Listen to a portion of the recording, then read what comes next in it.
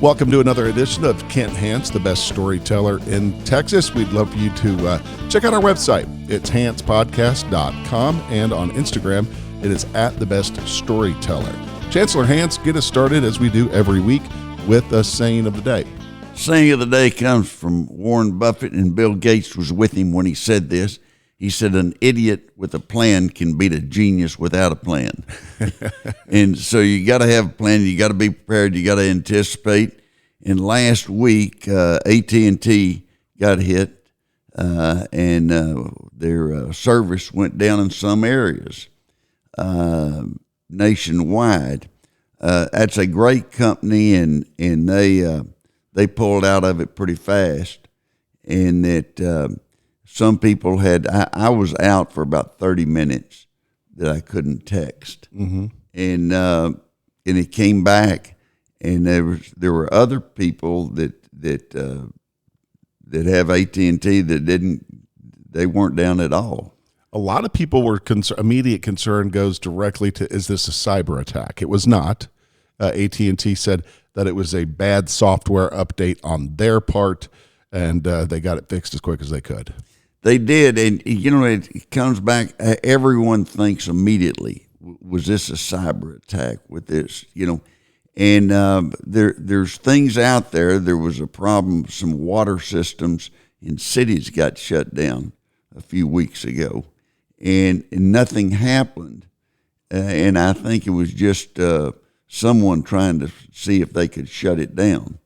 Nothing was poison. There were no problems, and they got them back up. But it makes us all realize, and especially the people in government, you got to be prepared, and that individually you got to be prepared. You can go on the internet and look for a survival kit, and there's one over there. There's discounted down to $800. Well, they can just go ahead and kill me. $800. But you got to have something to take care of yourself. You got to be able to have some food and some water. There was one deal on survival that you needed a gallon a day. Look, you can get by on a lot less than a gallon a day. Mm-hmm. And that you need something for food that's not perishable. And I think that comes back to most people having a good pantry and having a can opener that's manual. Mm-hmm. If it's electric, it's not going to do you any good. But having a lot of people don't have a can opener that's manual. True. And but it also the water. I always keep a case of water or so in the pantry just in case. A case of water would take you a long way. Take two people. I can guarantee you they could survive 30 days. Going back to your point on a can opener, I've always thought that it's very important to have a basic set of tools too. If something goes wrong, or you just need a screwdriver, hammer, and pliers. Yeah, have that stuff. Now you can get all kinds of instruments that work in all kinds of situations, but you may need that. Mm-hmm. And do you need a sleeping bag? There's things you can go by and look and see. Red Cross has a survival kit suggestion that's pretty good. Probably less than $800 too. A lot less than $800. It's free. You have to buy some stuff in it. But I thought that $800 is $1,000, but they give you a 20% discount. And that if everybody had to go pay out $1,000, but that there are some people that really are serious about this, and I think that if you got 90 days of water and some food, and we always keep enough in the pantry, you'd be okay. If they don't have it fixed by then, you're in real trouble. It's not gonna, you're not gonna make it or something. Mark Zuckerberg from Facebook is building rumored $270 million bunker in Hawaii for a doomsday type of event. He's going to be prepared. Well, a fool and his money are soon parted. And the backup saying of the day. And of course, if something really goes bad and he's put in $2.7 million, he'll be laughing at me. Just I fell by the wayside. I'll write a book on it. Maybe he can sell the book for me. Speaking of social media, did you see the information about TikTok and its users and people that just they don't post anything? There's a lot of people, and I think it's not just TikTok, but it's also Twitter and everything. What you call lurkers. They just read, and they don't ever share anything, and probably don't want to get beat up on. If you share something, somebody just in this day and time. Look, I don't care who somebody's for in the campaign, but I'm not going to spend my time beating up on them because they're for Biden or somebody that I may not be for.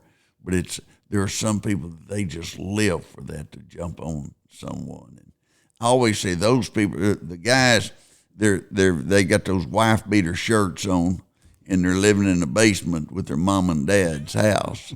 And so, I mean, it's not the best people. I just think, if I were in Congress, I were back in Congress, I'd introduce legislation that you can put anything on, but you got to put your name and your address. Mm-hmm. That would stop a lot of bullying, especially of young people. Absolutely. And the people that post comments like that, if you ever tap on their profile, they've got 10 or 11 followers. Yeah. On Twitter, I always think that it's really funny that somebody will post something really negative, and then you look and they'll have 2 followers, 10 or something. They don't have 1 million or 5 million, something like that. Interesting stat. Americans have dropped their phone, keys, wallet, or purse in a toilet. 1 in 4 Americans have done this. Yeah, that's 25% of the people have dropped their keys or their phone in a toilet. A public toilet. Yeah. And I don't know, I'd be more excited if it's private. Toilet's a toilet.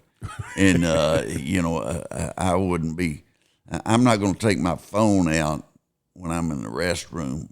But I think some people have, and that's, you're trying to go to the bathroom, and with your right hand, you're trying to call somebody or something. Mm-hmm. If somebody called me and they were in a restroom going, I could figure that out. Yeah, you'll hear the echo. Yeah, I wouldn't be saying, "What are you doing?" How things going? What are you doing right now? It's kind of crazy. I guess I'm trying to figure what your next move is when you do drop that in the toilet. You're supposed to grab it real fast. Just get it over with. Get it out. Just grab the phone and then try to dry it out. Mm-hmm. But I don't think you'd have. That unless you got a waterproof phone or something, that's not going to set well. It's funny. This week or last week, Apple came out and told people, the immediate go-to fix a wet phone is to pack it in rice to soak it. They say that's bad. Yeah, it is. I noticed that it was that was what is always recommended to a lot of people. It's kind of an old wives' tale, mm-hmm. and that it says that you pack it in rice and it'll suck the moisture out of there. Well, you may get some rice in the phone also, or some residue from the rice, mm-hmm. and so they say it's best to let it air out on its own. Cross your fingers and hope that it works. But chances are you're probably getting a new phone. Don't take your phone to the restroom. Or if you do, put it in the pocket of your slacks or put it somewhere where it's not going to fall in. Mm-hmm. That'd be a bad excuse. The dog ate my homework, old deal that kids have used forever. I had a flat tire. If somebody tells me I had a flat, people don't have flats anymore, very few. And so they're trying to come up with some excuse. I had a flat. I like the story you tell about the students that missed a final exam and you separated them all. They had a flat. Yeah. And separated them. They said they had a flat and there were 4 of them. And I just had one question, and which tire was flat? And they were like, "Oh no!" Wonder what old so and so is going to say. They're trying to guess and see if they can get the right guess. Chancellor, it is no mystery that there is a drug issue in the United States. Fentanyl is a big, big issue in America, and a study by the American Journal of Public Health is pretty scary. That 42% of adults in the United States know at least one person who's died of a drug overdose. That's 125 million people. Yep. I think most of us have known someone that died of an overdose. And the fentanyl thing, the Texas has changed the law in making it really tough on people that sell fentanyl. And if there's a death, you can be charged with murder. They can trace that to you. So that's it's so deadly that, and you don't know. I mean, it's not like you're dealing with a major drug company that's going through the FDA or something like that.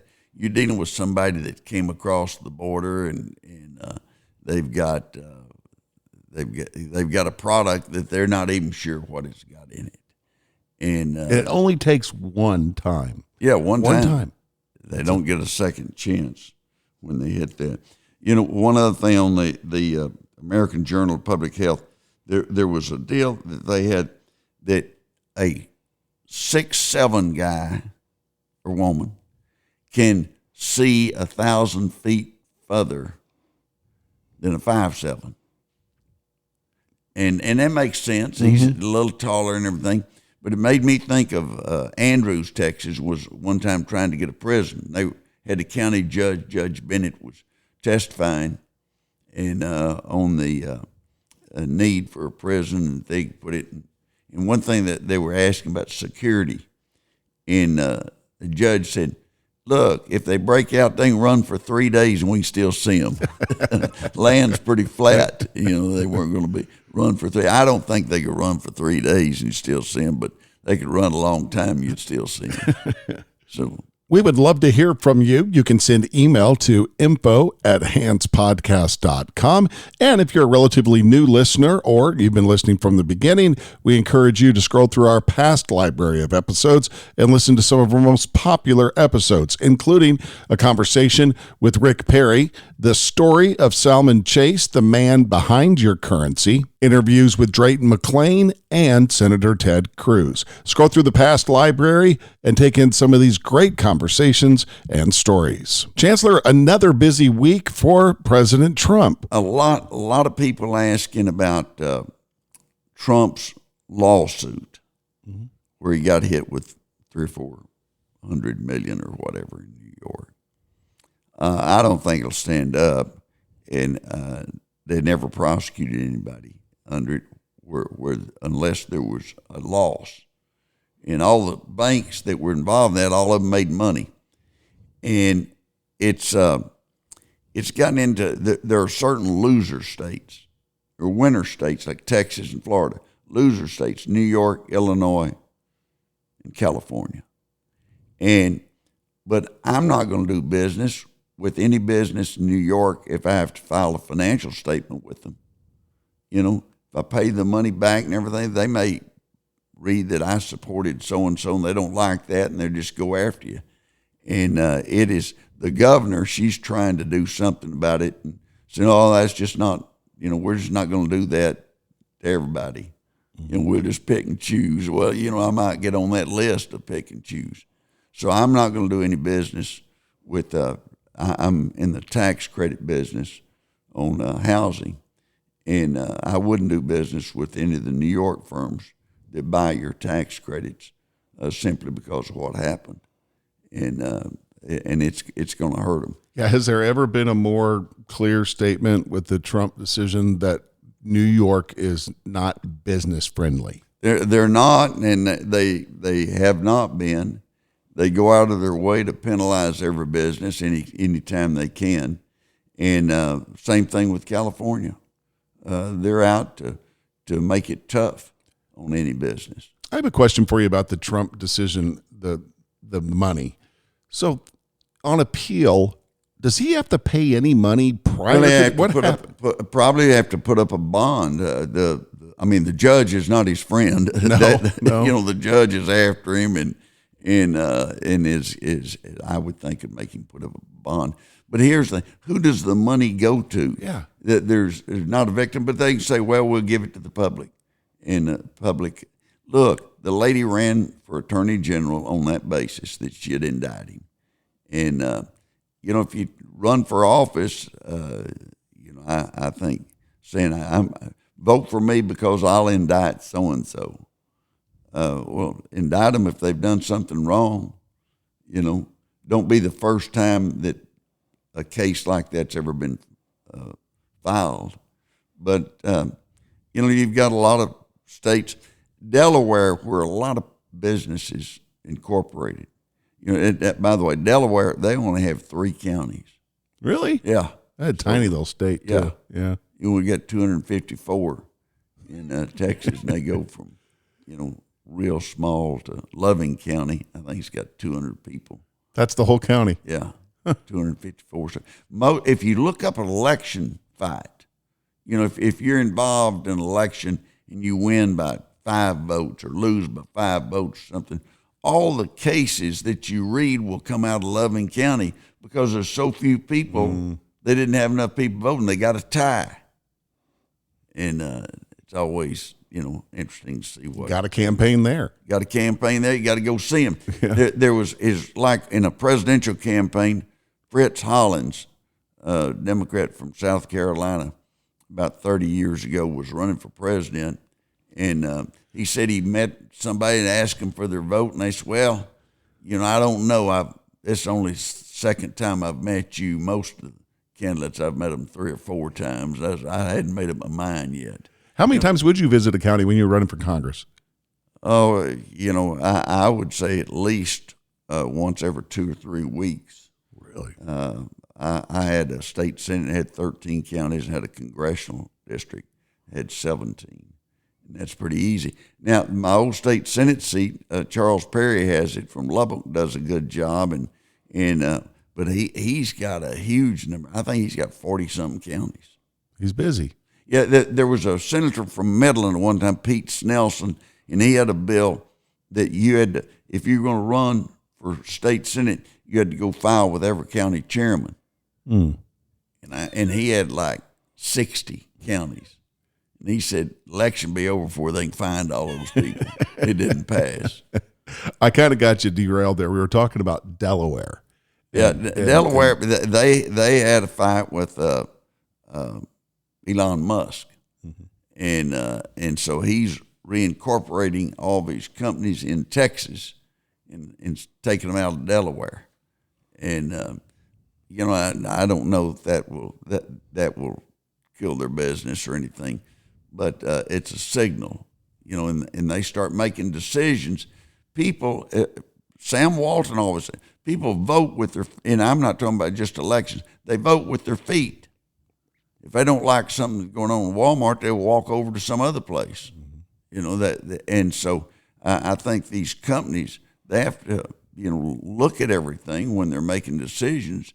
And if they've got a state that is not business friendly, it's not going to go to that state. And when you have someone high profile like Elon Musk doing it, people tend to be followers when it comes to business decisions. No, they'll listen to that and they'll look and see and make a decision on whether they want to continue to do business there. It looks like, speaking of business, everybody's hurting. The Tooth Fairy is even getting hit. I saw that Delta Dental came up with a study. They're a nationwide dentistry company, and the rates. And I was looking at them.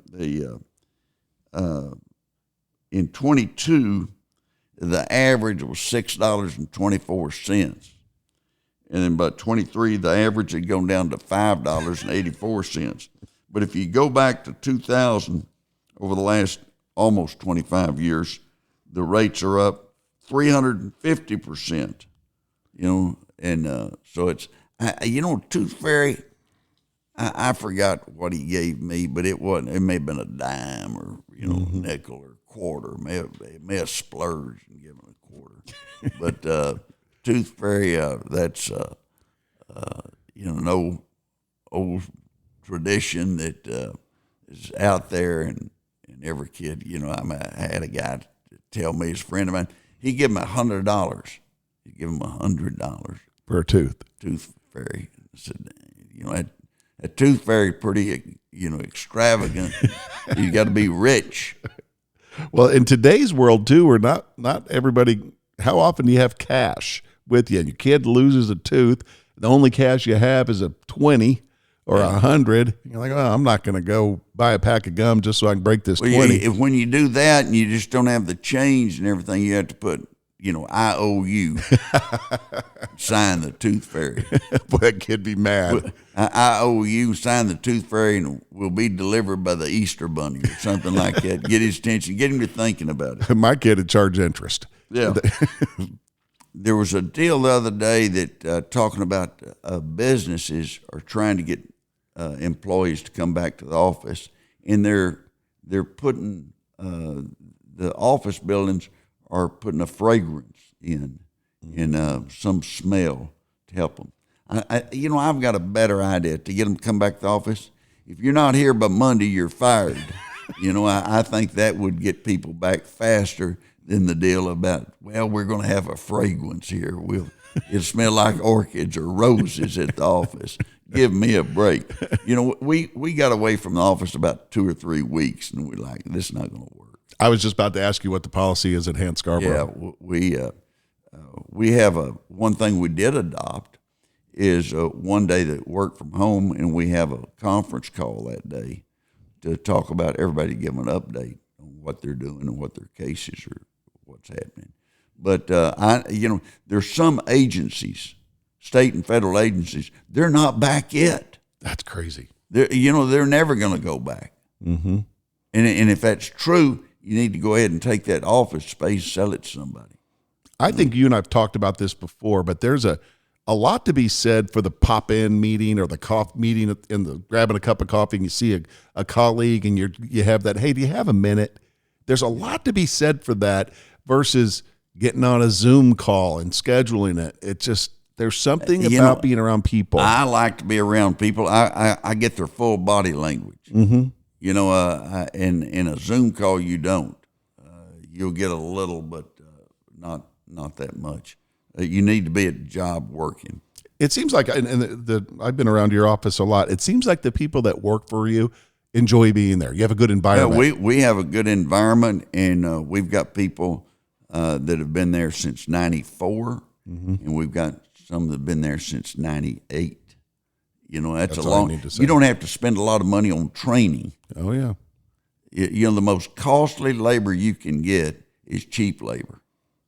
You get what you pay for, and you get somebody that's not any good. I mean, they'll create more problems than you ever solve. And I read on average a bad hire cost the employer about $60,000.